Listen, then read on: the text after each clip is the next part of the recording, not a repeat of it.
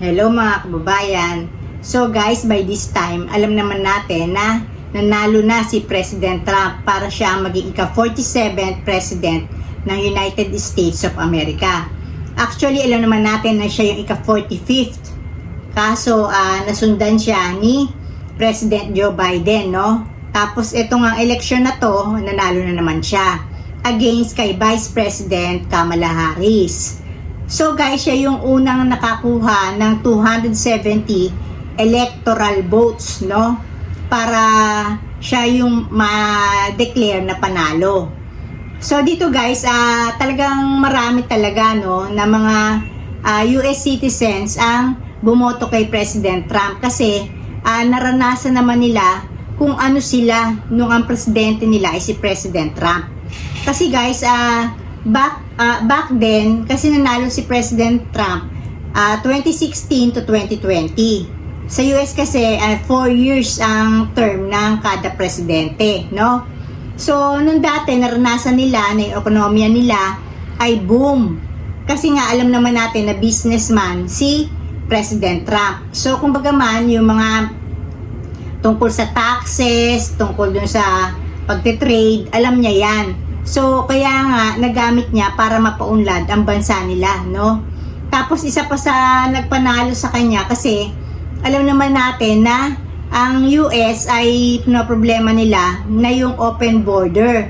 Kasi yung mga mahihirap na bansa dumadaan sa Mexico para makapunta sa bansa nila kasi alam naman natin na pagka, ang tingin, no, karamihan, na pagka napunta ka sa US, maraming opportunities ang naghihintay sa'yo.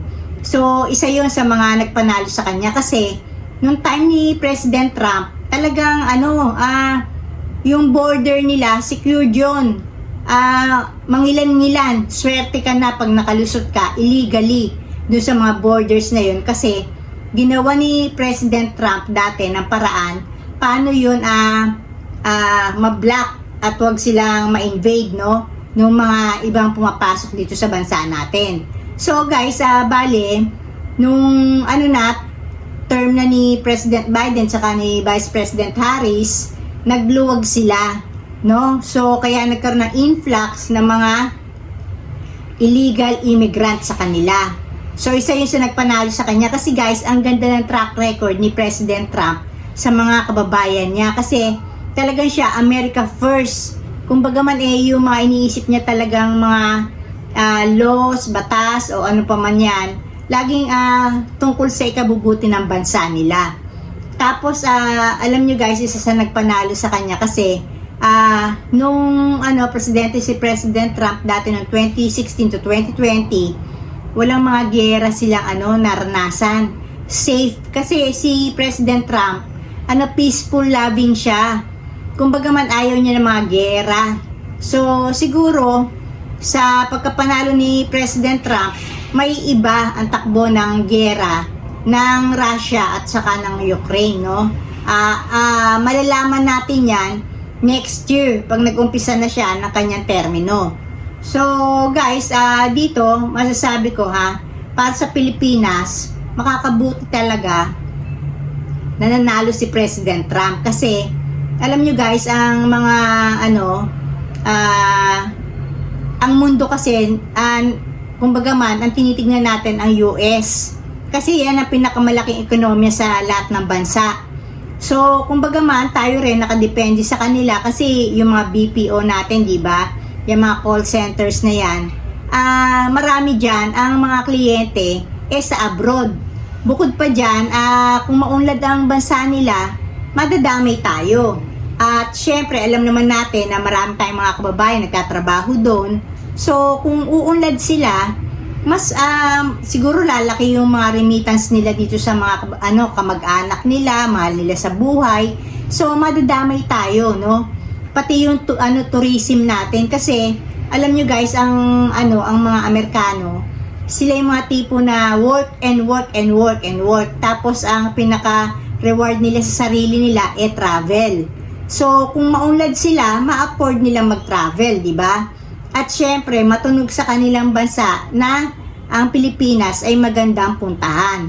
So, guys, dito, masasabi ko talaga na blessed na blessed si President Trump kasi alam naman natin, inassassinate na siya. Yun nga lang, kasi nga yung Diyos ay talaga pinapatnubayan siya. Hindi talaga tumama sa mismong baon ng ulo niya. Bagkus, please lang dun sa kanyang tenga. Ayun, kahit na nga ang dami niya sinabi na nga na siya, talaga siyang convicted felon, di ba? Kasi maraming kinaso sa kanya. Tapos kumbaga man, na-convict na siya sa mga yon. Pero hindi to nagpa-stop. Hindi to yung pumigil sa mga Amerikano para iboto siya para maging presidente nila. Kasi guys, yung track record, ang tinitignan nila, yung sitwasyon nila nung ang presidente nila ay si President Trump. Na magkano ba ang halaga ng gasolina sa kanila. Tapos nung panahon ni President Trump, dati ang daming mga may trabaho sa kanila. So dito natalo si Vice President Kamala Harris kasi alam naman natin guys na may dementia na o makakalimutin na si President Biden. Actually guys, sa tingin ko talaga ang pinaka-presidente talaga hindi talaga si si Biden. Ang talaga nagpapatakbo sa US ay etong si Obama, si Michelle Obama at saka itong si Barack Obama. Sila talaga ang pinaka-presidente diyan. Kumbaga man nung term ni Obama, nakadalawa siyang terms, Tapos itong term ni Biden ikatatlo niya. So kung sana nanalo si Kamala Harris, ika-apat na term na santo ni Barack Obama. So siguro i-deny to ng iba o baka maski si YouTube hindi to aminin, tapos ako somehow na sabihin i-limit yung video ko na lagi namang ginagawa kasi nga wala naman akong views, hindi naman pinopromote ni YouTube. Pero at least dun sa makakatapos ng video ko, malalaman nyo yung pinaka knowledge na ini-impart ko sa inyo. So dito, isa ring magandang advantage na si President Trump ang nanalo kasi maka-Diyos si President Trump. Kumbaga man siya ayaw niya sa abortion. Kasi nga alam naman natin na sa simula pa lang na ang tao, 'di ba, magmumula yan sa fetus, 'di ba? May buhay na yan, may kaluluwa na yan. So talagang ayaw niya yan na siya against siya sa abortion. Which is, yun naman sana ang hinawakan ni Kamala Harris, na siya, pro-abortion siya, na sinasabi niya, yung mga kababaihan, sila may-ari ng katawan nila, ayun.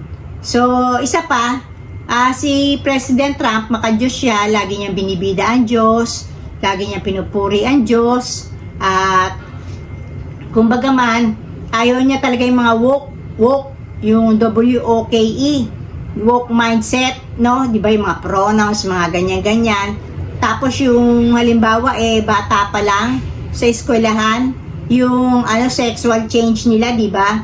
Si Kamala Harris talagang sinusuportahan yon na ayaw ni President Trump at lalo na din ni Elon Musk, yung gano'n na sa pa lang, elementary pa lang, kumbaga man sila pa magsasabi o siguro parang i-groom pa nila kung babae yung bata para maging tomboy o kung lalaki yung bata para maging bakla. So kumbaga man, kaya nanalo din si President Trump sa tingin ko kasi babalik yung godliness, yung takot ng mga Amerikano sa Diyos, pagkilala sa Diyos, at yung maayos na pananaw sa family, So sa tingin ko talaga pinanalo ng Diyos si President Trump kasi yung maka-Diyos siya, yung kanyang kaisipan, tapos yung layunin niya na nakita ng mamayan ng Amerika. So, kumbaga man, ang bottom line, yung magandang track record ni President Trump ang nagpanalo sa kanya at unang-una ang Diyos. So, maganda to para sa ating lahat at sa buong mundo kasi si President Trump, kinatatakutan niya na ibang mga world leaders. So, kumbaga man, hindi kagaya dati ni Biden na, kumbaga, ni-snab lang yan ng ni, dun sa, Saudi Arabia, yung si Salman yata yun, o inisnab-isnab lang si Biden, pero iba pagtingin nila kay President Trump. So, kumbaga man, yung pagtingin ng mga ibang bansa sa US, tataas. Dahil may takot ang mga world leaders dun sa presidente nila na magsisimula sa January pagkatapos ng inauguration niya sa January 28. So, ayun lang guys, sinasabi ko lang sa inyo na good news na si President Trump ang nanalo sa pagka-presidente sa United States of America. So, dito na ako guys, and blessings everyone. Bye!